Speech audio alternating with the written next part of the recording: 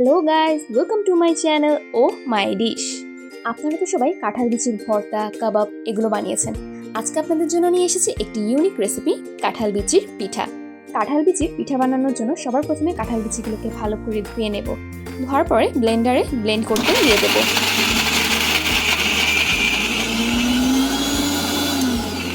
এবার ফ্রাই প্যানে আধা কেজি গরুর দুধ নিয়ে নিলাম। দুধের মধ্যে এলাচ আর দারচিনি দিয়ে দিলাম। দুধের মধ্যে 2 চামচ চিনি আর স্বাদমতো লবণ দিয়ে ভালো করে নাড়তে থাকলাম।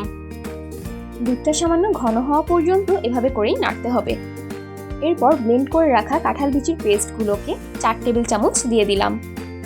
কাঁঠাল বিচির পেস্টগুলোকে খুব ভালোভাবে দুধের সাথে মিশিয়ে নিচ্ছি, যাতে সুন্দরভাবে সবকিছু একসাথে মিক্স হয়ে যায়। সবকিছু ভালো করে মিক্স হয়ে গেলেই চালের গুঁড়ো দিয়ে দেব। এবার চালের গুঁড়োটাকেও ভালো করে মিক্স করে নিচ্ছি সবকিছুর সাথে। কাঁঠাল বিচির ব্যাটারটা একদম টাইট হয়ে আসা পর্যন্ত এভাবে করেই নাড়তে হবে বারবার। আর এভাবেই কথা বলতে বলতে কাঁঠাল বিচির মায়ানটা রেডি হয়ে গেছে। এবার একটি পাত্রে কাঁঠাল বিচির মায়ানের উপর দুধের গুঁড়ো দিয়ে দিলাম, সাথে 1 চামচ ঘি দিয়ে ভালো করে মথে নিচ্ছি। মায়ানটাকে খুব ভালো করে হাত দিয়ে মথে নিতে হবে, শুকনো গুঁড়ো দুধ আর ঘি যাতে সবকিছুর সাথে ভালো করে মিশে যায়, যার ফলে পিঠের স্মেলটা অনেক সুন্দর আসবে। এরই মাঝে মায়ানটা খুব সুন্দর করে মথে নেওয়া হয়ে গেছে। নারকেলটি গুড়ের সাথে জাল দিয়ে পুর করে নিয়েছিলাম। এবার কাঁঠাল বিচির মায়ান থেকে ছোট ছোট বল আকৃতির গোল করে নিচ্ছি।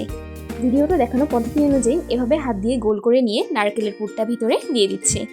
নারকেলের পুরটা দেওয়া হয়ে গেলেই বল আকৃতির মুখটা বন্ধ করে দিচ্ছি। এরপর হাত দিয়ে আবার গোল করে একটা ছাঁচের মধ্যে বসিয়ে নিয়েছি শেপ দেওয়ার জন্য। আপনারা চাইলে যে কোনো ডিজাইনেরই ছাঁচ ব্যবহার করতে পারেন। আমার হার্ট শেপটা খুব পছন্দ, এজন্য এই আকৃতিটা দিয়ে পিঠাটা তৈরি করে নিয়েছি। এখন পিঠাটাকে আমরা ছাঁচ থেকে বের করব। মাশাআল্লাহ, দেখুন খুব সুন্দর ডিজাইন হয়েছে। এভাবে প্রত্যেকটা পিঠে ডিজাইন করা শেষ হয়ে গেলে একটি পাত্রে নিয়ে নিয়েছি। স্টিম করতে দেওয়ার জন্য পানি গরম হয়ে গেছে। এবার পাত্রটা বসিয়ে দিয়ে ঢাকনা দিয়ে দেব। ভাপের পিঠেগুলো আসলেই অনেক মজা হয়, আর এই পিঠেটা হতেও বেশিক্ষণ সময় লাগে না। 5 থেকে 7 মিনিট পর ঢাকনা তুলেই আপনি দেখবেন মজাদার কাঁঠাল বিচির পিঠা তৈরি হয়ে গেছে।